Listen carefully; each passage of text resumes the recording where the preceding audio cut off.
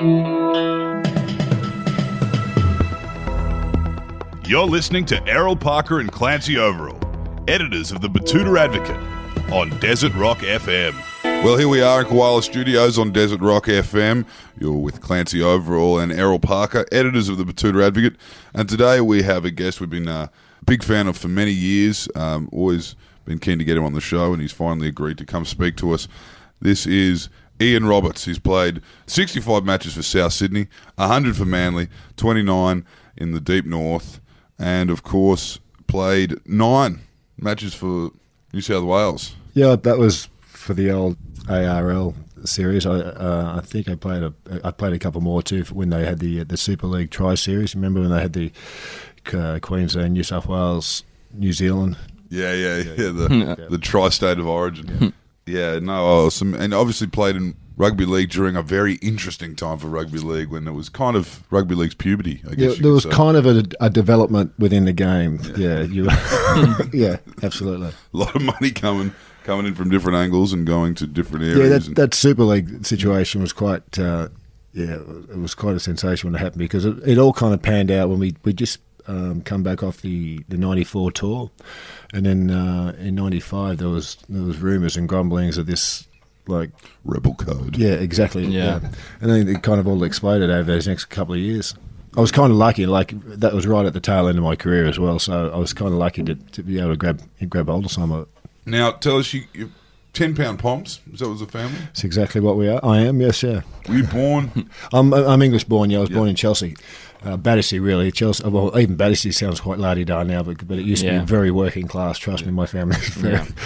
So but I come over with my mum and dad and brother and older sister. I was like 2. Rugby league family though, was that? Absolutely not. Right. I think South Sydney thing. It was one of those scenarios, if you can imagine, because we were living in housing commission in Maroubra. And I just told my dad I was going off to play footy with the next door neighbour type thing, and my dad, footy being soccer, for the first couple of years, Dad thought I was playing soccer. So, yeah, it's quite literally like that. Yeah. Have you ever had a go at soccer? Like any kid at school, but everyone wanted to play footy, league. How did your career kind of progress from that point on? Was it one of those things like? I agree. How did that happen? Like, someone goes, "Hey, come trial over here," or it became something you became a pathway. Did you see it that way? Well, no, I never saw it as a pathway. I mean, my first year at South, so we're now talking like 86. I think my take-home pay for the whole year was $9,000. Yeah, right. You know what I mean? So, I was an electrician when I first left school. Education wasn't a big thing in my family. I mean, and I'm not speaking badly of my parents at all. I mean, education just wasn't a valued thing. You know, my dad was a truck driver when he first came over here. My mum was a cleaner. My dad ended up working at ICI as a foreman. My parents, school was almost at least substitute babysitting service when my parents went to school. I mean, but I'm not saying that in any degrading manner or running my parents down. It was just the way it was. My brother and I were always going to get trades. My brother ended up being a panel spray painter, and I kind of lucked in to become an electrician. I don't know how, because my school grades would never have qualified me for being an electrician. I wasn't good at school. You may as well have been colourblind. Yeah, and things just kind of. I remember being like 18, 19, wanting to give footy away, and I was up until I was about 16, 17. I wasn't really that outstanding at footy. I was a good player, but the last few years. I wanted to give away because of at that stage. I was quite aware of my own sexuality. Yep. And my dad kind of like persuaded me and pushed me into just playing for one more year. And that when I turned like 18, that was kind of my turning point. I got graded for South, and things kind of started to progress that way. So, but it wasn't for me, a way out of the, a way out of the slums. It wasn't. I didn't ever see it like that.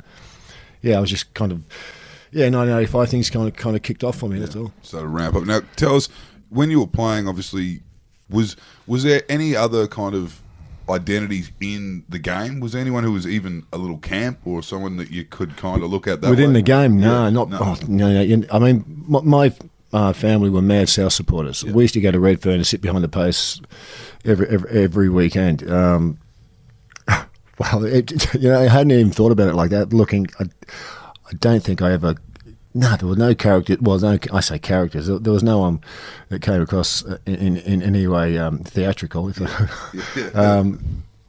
was. Yeah, no, absolutely not.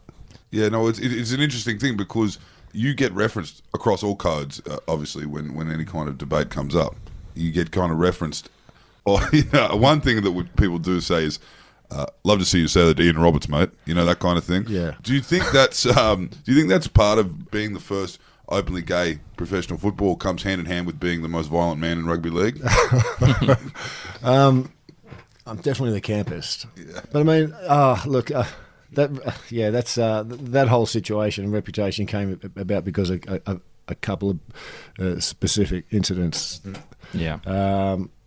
Anyone that knows me knows I'm not that way. I mean, it's kind of nice to have people live in fear of you, at times. But I mean, that's a bit awkward. That thing for me is a bit awkward. That whole Gary Jack thing, college, you know. Yeah. Was that a slur? Can you tell us that much? No, it wasn't. It was me acting out. I mean, I'd work. The truth of that whole situation is, and I say this with the utmost respect to Gary and his family, because it has caused them a lot of pain that was inflicted by me. That was totally a guy acting out. I was frustrated at the time, and I worked with Gary at the time too. We were both working in what was it, insurance. I knew Gary. It just it happened to be the wrong situation, like a wrong moment. Yeah, the wrong place, the wrong time type thing. Yeah, absolutely. And I guess that was all immortalised really by the Reg Reagan about his resurgence. I guess how he had that viral hit he had a couple of years ago.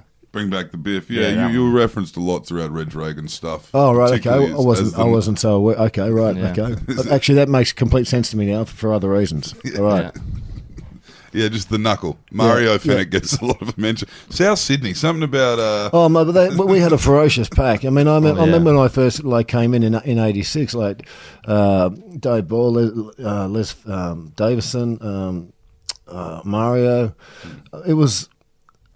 I'm just trying to think what the name of the call was when they were going to have an all-in, the first scrum. I used to shit myself. I was just like, I don't want to do this, guys. It was mother or something of it. And I was just like, we go in and there was this call mother. I'm like, oh my God, who's going to get split this time? It's just like, I used to hate that call. Yeah, they were ferocious. You're now talking back in the days when guys literally... It used to knuckle on, like toe to toe. Yeah, it was coat hangers. It was, yeah. And I was a young, I was only 19 or 20, whatever it was. I remember just being like, the first time we played St George in the Charity Shield Cup in the that's pre-season. Yeah, and I was playing against Craig Young, who was like one of my, as a kid growing up, I thought he was an incredible player. And I remember he hit me, I tackled him. He got up, played the ball, and then he hit me, and I thought to myself, shit, I don't know what to do. It's Craig Young, it's like this. And there was another time in England when I was playing against Les Boyd. Yeah. He was my god, mate. Yeah. Same thing. He butted me and split all my nose and split all my lip open. It was in what was that? It was a final for the John Player Trophy, I think. And I almost froze. Just like I didn't know how to react. Yeah. Mark Guy always says that about when he had his run-in with the King, Wally Lewis. Is like, do I ask him for an autograph? Yeah, absolutely. That's exactly what it was like. Yeah. Now, tell us, when you came out while playing, right now there's all kinds of support networks for players. There's probably a bit of work to do, but there's still, you got Indigenous pathways, you've got kind of liaison officers, you've got all kinds of stuff. What was the protocol for you back then? I don't imagine there was a protocol. Just while we speak, I'd just like to, Andy Brennan, the soccer player, just come out. I just wanted to send him out loads of love. Well done, mate. I was quite impressed when I read his story yesterday. Yeah. More power to you, Andy. The protocol for me, just to survive. Bit different for Andy now. I guess. Yeah, but that was like 1984. I suppose it was made easier for me in the fact that it was only my first couple of years at South. I'm now talking like 86, 87. I was kind of, once again, I'm using inverted commas, in the closet. I mean, even in 88, 89 at South, everyone knew I was going. Like, you couldn't. I mean, I used to take my partner, my then partner or whatever, to the game. I mean, George Piggins once told me that I had to stop going to those clubs at Oxford Street because people were talking about me, and that was said out of love. He was in a caring manner. But you were going to those clubs on Oxford Street. Oh, absolutely, yeah. And you were quite recognisable in South Sydney. Yeah, absolutely. And then when I went to Manly in 1990, I always tell this story because this is how obvious it was. You know, like the team mascots, Eagle, the big seagull, that big foam crazy suit. That was my partner, that was my boyfriend, Shane. Right. And everyone knew it. Like, we were quite open about it. Like, so like the guys, the media, I was kind of in a situation where they were so respectful. No one ever pressured me or asked me about my private life. That it was almost like they were waiting for me to talk about it. And I took Shane on the 94 tour, actually. This is a wonderful story. Part of the policies is like players, when you're in the room, so there's two players in the room, you stay in the hotel wherever you are. We're in England, up in Leeds. And players' partners, wives, they can't stay with them in the hotel. That's just the way it is. The team's for the team and your partners, and they come and watch you play.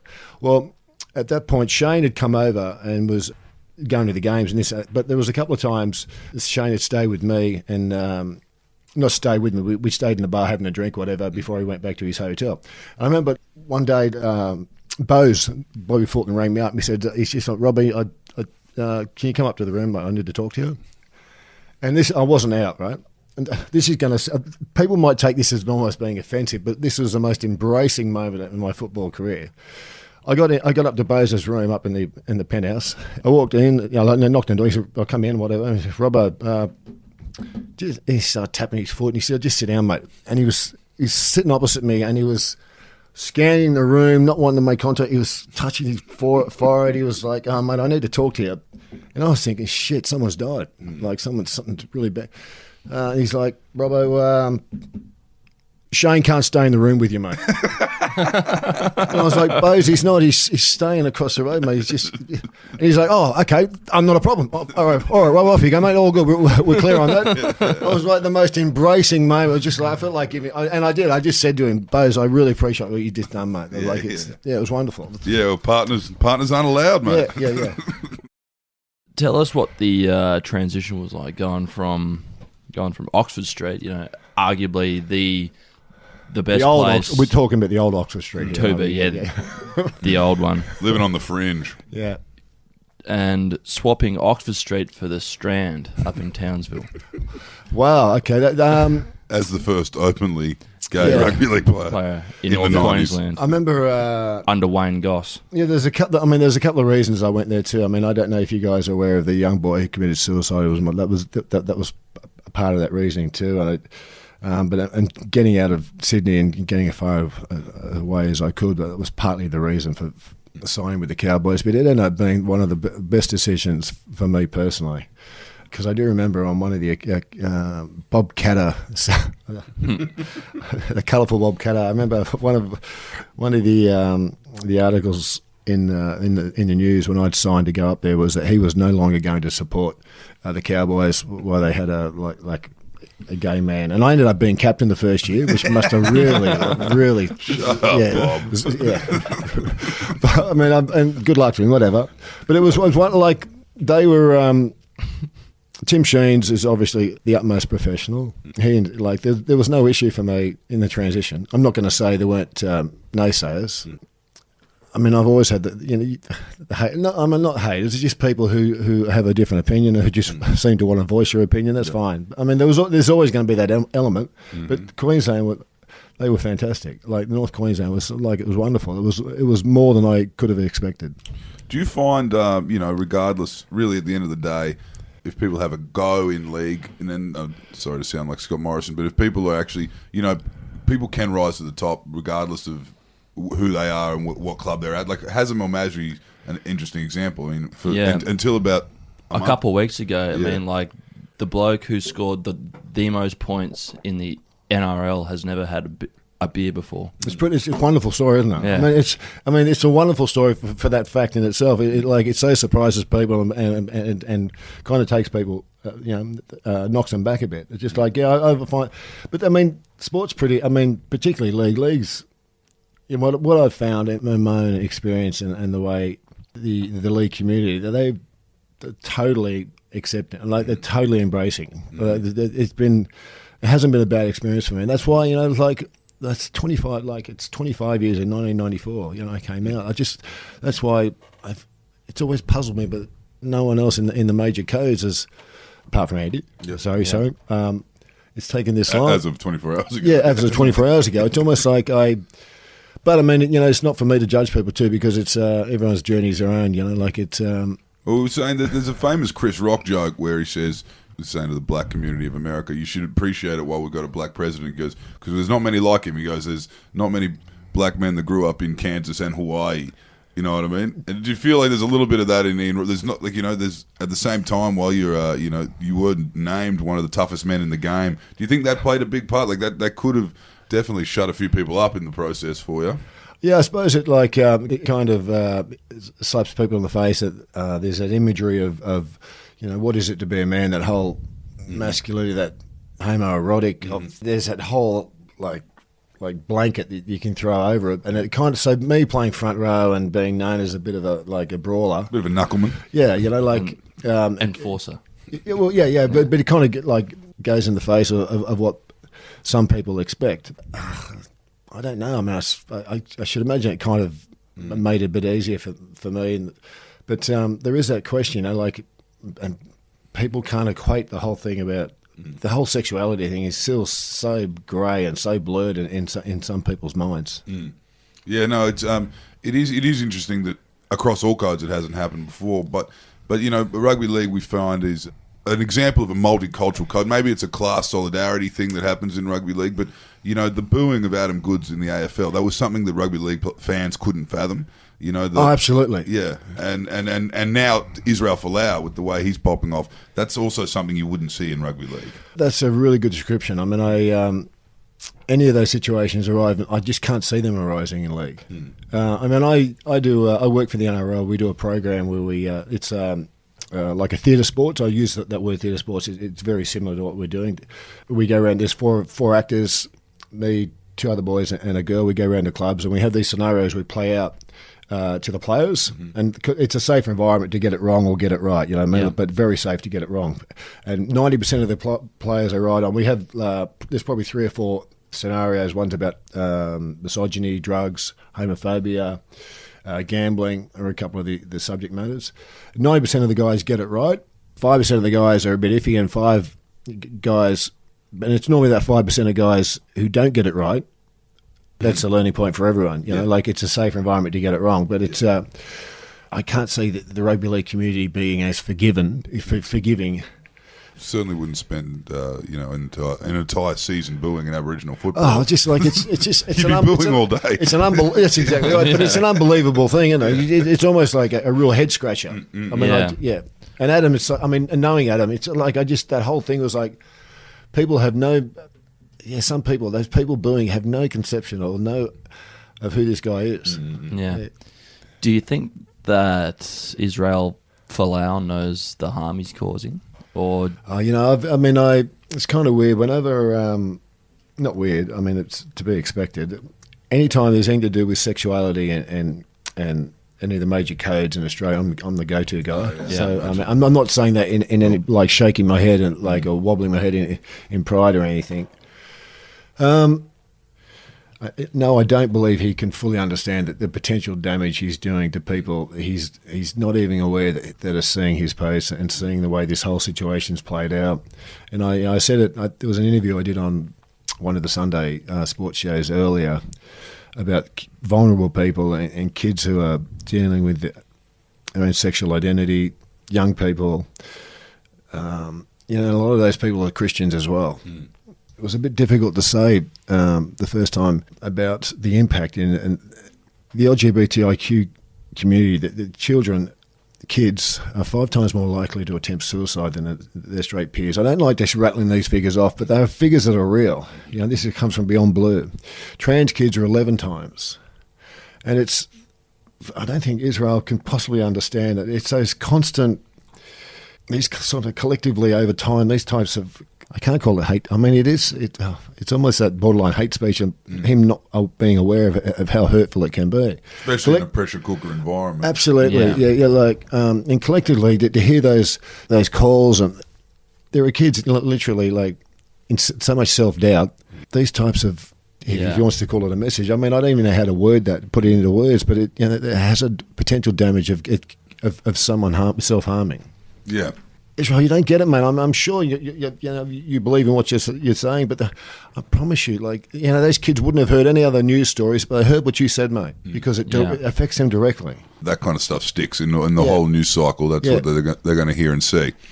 Yeah, no, it's an interesting one, and it's particularly interesting because it's coming from someone who, prior to this, really wasn't a personality. He was a well-known footballer in both codes, but wasn't a person. Has anyone ever heard him talk before? That's another thing. I don't think. Well, no. Absolutely not. Yeah. Well, do you think that rugby union has a long way to go, as opposed to rugby league? I think it'd be interesting to see what happens now, what sort of penalties brought down. I mean, anyone that knows, I mean, I read a good article in one of the papers a couple of weekends ago. I think it was by Paul Kent, and he mentions section 4.4 of the player's contract. Even reading that section, Israel's in clear breach of his contract. Mm-hmm. It leaves no doubt reading that section. Yeah. And to do it after re-signing again, this is his second infringement. And the fact that he's not willing to take that post down, it doesn't leave much room for rugby union to do anything apart from to dismiss him. Raylene Carson, hasn't she? And she's taken a hospital pass for this job, I think. But it is interesting because when you talk about that kind of stuff, the gay community actually became a very big supporters of the Wallabies after David Pocock, with all this stuff about gay marriage. Yeah. And how couldn't you love David Pocock? Yeah. He's got a rig. He's Jack. He's been on here before. And the major sponsor of the team now is Qantas. That's Alan Joyce, obviously run by Alan. I kind of when people say that about Alan Joyce, I think that's unfair. He's only doing it because he's gay. I'm like, no, it's like I wasn't saying. I wasn't inferring that either. I'm just saying, but I mean, I've had that. The only reason he's on board is because he's. I'm like, it's not that at all. Yeah. And also, every male employee of his is gay. Qantas. A big portion. Even the pilots. Yeah. So, it is, there's a community that he just doesn't even see that's kind of pays his bills. After Pocock kind of, came out and said he wasn't going to get, married until everyone could get married. Such a powerful statement, mate. People went out and bought scarves, and now they've got to throw them in the bin. Thanks, Israel. Such a power. I mean, that's that's a power of words as well. We can use better. Words. I mean, what do they say? Words are weapons. I mean, they can be used that way, but it just it's a real head scratcher for me. Mm-hmm. The Israel or the people around him don't see that potentially. The damage. Yeah. Well, it's funny though because we have had a couple of people inside union. They've always said that Israel always comes up with this stuff on a buy round because he goes off home to the church. He starts clapping and they get in his head. But you can't be that easily kind of persuaded, right? Well, he has been in a magazine in the past where he was like homophobia stops with me. Yeah. I know the article you're talking about. And he had that really nice haircut. Very good. Yes, very good. But he's done a 180. It's a complete. It's a complete 180. Mm. It's an interesting concept, and it also is it the death rattles for Wallabies in an important year for the Wallabies World Cup. How much exposure have you had to rugby union over your career? Because we spoke to Matt Rogers. He said he was just coming in when the NRL was being made, that was just like that unholy marriage. Right. We asked him, said, so why did you go to union? And he just went, I didn't take a haircut. no, he goes, I certainly didn't take a pay cut. Well, I mean, the marriage you're talking about is obviously the Super League and the ARL, and they come in. Yeah.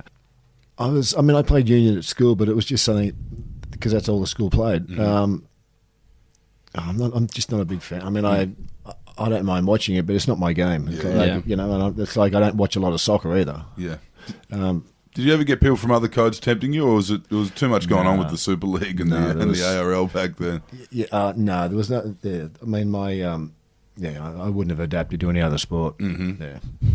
Yeah, no, it's an interesting whole yarn that Super League, the car park meetings that players were having and all that kind of stuff. It just sounds. It was a real thing. It was a real thing. The Wild West. Having lived it, it was really much like that. It was really, really like that. It was like players signing in the car parks after training with these dodgy people jumping out of cars, and it was like being approached and being called by people connected to each side of the warring parties. It was almost. It was quite a surreal. Well, there's 22 professional teams. I mean, the talent pool would have been very, very shallow. Even Adelaide had a team. Yeah. I'm just trying to think. When I first played the first year at the Cowboys, it was Super League. Mm-hmm. We were playing in front of some of the games we were playing in front of. There was probably a couple of thousand people. Mm-hmm. Obviously not at home. They're always playing in front of a packed crowd. But yeah, it was a surreal moment. We're just kind of like, what is keeping this afloat? Yeah, absolutely. It was just waiting for Now, tell us, what was it harder to hide your sexuality than it was to hide your love of theatre in the NRL?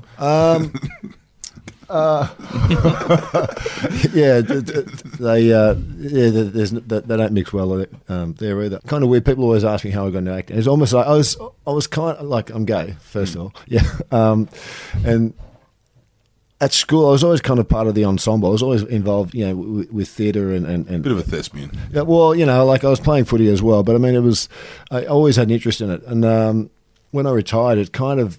Quite literally, the story was my car broke down just up the road from NIDA on Anzac Parade in Kensington, and I was walking by NIDA, and I just thought on the way to a garage, because my car had broken down, I thought I'd just pop in there and see if there's someone I could speak to about getting maybe some training, or maybe it was just one of those moments. I was just literally walking down the street, and I had some time to kill, and I went in there, and I was introduced and met Kevin Jackson, who was one of their leading acting teachers there. And it kind of just panned out for there. Kevin was coaching me for about 6 months, and he suggested I put in to do the 3-year degree course. And I said to him, "Aren't I too old?"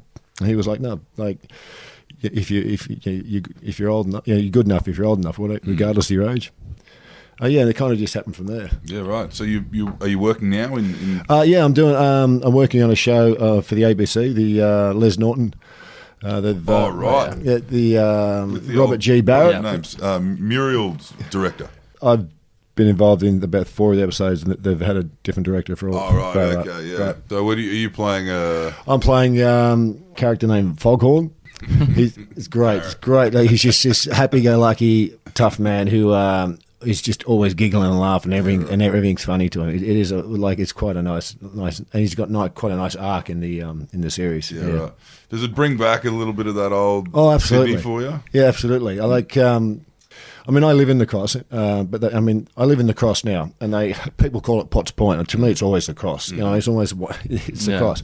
But we've been doing a lot of shooting in the Cross, around in some of the back alleys and some of those old dodgy, the laneway entrances, and so it's kind of nice. Yeah, interesting character, old. Les was a Deer and Bandy boy, Western Queensland. Made Very his way good, down to red-headed kid. Yeah, made his way down to play for Easts, was it? Very good. He played reserve grade for East. Very good. We just done that some of that shooting last week. We were at Erskineville Oval, which was fun. Yeah. Well, that's it's iconic across obviously Sydney, but all right up into the bush too. They all everyone kind of loved that idea. I think in Western Queensland that maybe they could go down to Bondi and absolutely be a bit of a Les. That's a good way of looking at it. Actually, you're spot on. Yeah. Well, there's not too many actors that can say that, you know, the first movie that they ever acted in was directed by George Lucas. Oh, Star Wars thing. Yeah, well, I had a very So you have done your research. Oh my God, how did that happen? I mean, like you've just come from exactly. How did that happen? A long career of rugby league. That came ended through up at acting school. Purely being well connected to Fox Studios. Because I've been with Super League. Yeah. It was a whole Fox Murdoch thing. I got to know some of the high rollers involved in there, and I randomly said one day, training one of those guys, because they were shooting at Star Wars in town then. I'd love to be in like a week later, I was behind the bar serving goblins and really? yeah. That's how you get the job. Yeah. You know, I would love to be in that massive franchise you guys are filming next week. Yeah, I'd love to be in the biggest movie of the summer worldwide. Yeah, no, that was great. So that wasn't Sure, filmed. Ian. Where was that film? They filmed that at Fox Studios. Some a big chunk of the movie. Because that was when they made The Matrix here. They made a Mission Impossible here. You know, there was just, I think it was something with Howard. You know, how he just had some tax breaks or something. Yeah, there was tax breaks because I remember no one can forget Billy Zane in The Phantom that was filmed on the Gold Coast. That was an era, right? There was a lot of stuff getting definitely filmed. a period of time. Yeah. And they're doing it again. They're filming that Elvis one. Baz Luhrmann's filming it up on the Gold Coast. Yeah. Well, so I think a lot of the Mission Impossible 2 movie was filmed down at La Perouse. Very good. Yeah, down very there. good. Yeah, very Really? good. Yeah, absolutely. So you're from down that part of the world. What is it like? What was it like as a kid down there? Like the South Sydney kind of the bunny belt. Yeah, we lived in Maroubra and South Coogee Housing Commission, and then we moved to Botany. Mum and Dad bought the first house in Botany. I was about 13. We lived in Housing Commission before that. Botany was all factories and fibros, old fibros. It was knockabout. It's just, was it tough? No, it was only as tough as as an ex-kid. Yeah. Not as tough as Mike Whitney would imply it was when we interviewed him. Oh, mate, it's Matraville, mate. It's so tough. No. I bet you he was referring to all the. It sounds. Remember those almost like mythical groups, the Sharpies. Yeah. The Sharpies. The Bodgies and the Widgies. Oh my! Well, that used to be a thing when I was a kid. I used to be terrified of the Labaroo Sharpies. Yeah, right. They were just they were non-existent. But it was just this mythical group of There was another question that we asked him is, I've always wanted to know how everyone knows that the Roosters are from the Divide, the east, right? Where is the cutoff? Like, is there a road or a park? Or, the Divide, Right. Used to be Malabar Road. So if you're in Maroubra, you're a South bloke. If you're in Coogee, you're an East bloke. Yeah, right. Yeah. And then that kind of goes all the way up to. Redfern. Geez, South have a bit to work with, don't they? Yeah, well then you go from there into because also the Dragons territory, don't you? Absolutely, because that was also the South Juniors as well. And if you're the Malabar side is South Juniors and the South Coogee side is South Juniors, and the Coogee side is East. Yeah. And then it goes all the way down to Brighton Le Sound. It's a little bit easier up in Brisbane for us Queenslanders. Yeah, I think it's the Capricorn line, and then we have 2 teams. And no one supports the Gold Coast Titans. So, sorry about that, guys. Thanks for joining us today, Ian.